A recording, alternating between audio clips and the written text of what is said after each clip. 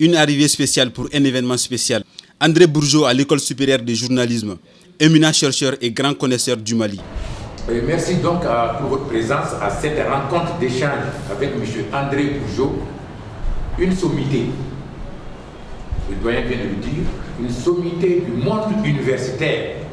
Décor planté par Tchona Mathieu Koné, l'hôte du jour expose près de 2 heures sur la situation au Mali et dans les Sahel. Une écoute attentive qui permet de retenir l'essentiel de l'exposé. C'est un honneur pour moi, en tant qu'étudiant de l'École supérieure de journalisme et des sciences de la communication, d'assister à une conférence animée par André Bourgeot. Vraiment, au cours de cette intervention, j'ai appris beaucoup de choses, notamment sur la question sécuritaire du pays. Je pense que c'est une opportunité assez intéressante pour nous en tant qu'étudiants de recevoir des personnalités avec une telle culture générale, avec une telle personnalité. Donc l'échange a pratiquement tourné autour de plusieurs points, notamment l'accord de paix et l'insécurité qui sévit dans notre pays.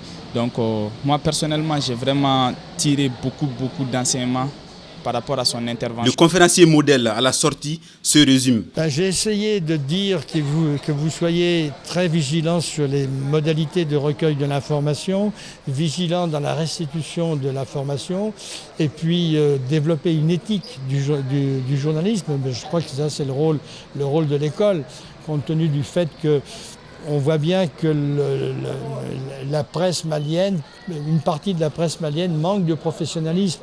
Donc la création de l'école du journalisme vise justement à faire des professionnels journalistes.